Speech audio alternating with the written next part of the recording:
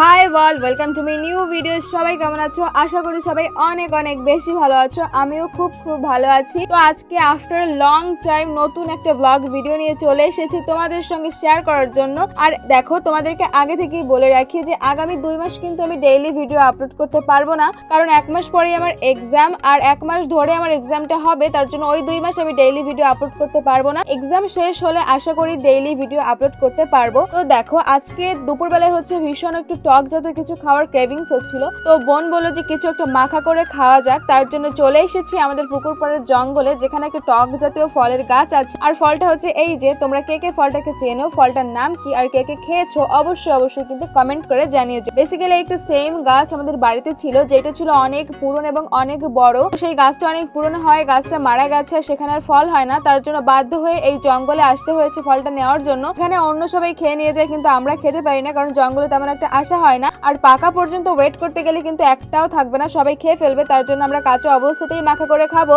আর এদিকে দেখো, আমরা সেগুলো সুন্দর করে পেরে নিয়ে এসেছি। প্রচন্ড কষ্ট থাকে এতে, তার জন্য গামলায় একটু জল নিয়ে গিয়েছিলাম যাতে গামলায় কোনো দাগ না ভরে। এদিকে আমি একটা ভৃঙ্গরাজ ফুল পেয়েছিলাম জঙ্গলে, সেটা একটু কানে নিয়ে একটা ভিডিও শুট করলাম। আর এদিকে বোন কিন্তু অলরেডি কাটতে বসে গেছে। এগুলো প্রচন্ড টক হলেও ফলটা আমার ভীষণ পছন্দ, তাই দেখো অপেক্ষা করতে না পেরে কাঁচা অবস্থাতেই মাখানোর আগেই একটা খেয়ে নিলাম, আর আমার বোনকেও একটা দিয়ে দিলাম। আমার বোনের মুখের এক্সপ্রেশন দেখে তোমরা ততক্ষণে বুঝতেই পারছো যে আসলে ফলটা কতটা টক ছিল। আর এদিকে আমার আরেক বোন হচ্ছে এগুলো কাটাকাটি করছিল, কারণ কাটতে অনেক বেশি সময় লাগে। আমি এদিক সেদিকে একটু ভিডিও নিচ্ছিলাম। ওর কাটাকাটি শেষ হলে আমি বসে পড়লাম মাখানোর জন্য। প্রথমে দিয়ে দিলাম লবণ, তারপর দিয়ে দিলাম অনেকগুলো মরিচ। এই মাখাটা খেতে এতটা টেস্টি হয় যে আমার এখনো এডিট করতে বসে দেখে জিভে জল চলে আসছে। তো অলরেডি আমাদের মাখানো কিন্তু শেষ। বোনকে কলা পাতায় দিয়ে, আর ছোটনকে কিন্তু আগেই দিয়ে দিয়েছিলাম মরিচ ছাড়া, কারণ ঝাল খেতে পারে না। তো এখন হচ্ছে আমরা টেস্ট করে দেখবো যে আজকের মাখাটা কেমন হয়েছে। তো প্রথমে হচ্ছে বোনের কাছ থেকে রিভিউ নেওয়া যাক যে আজকের মাখাটার কাছে কেমন লাগলো।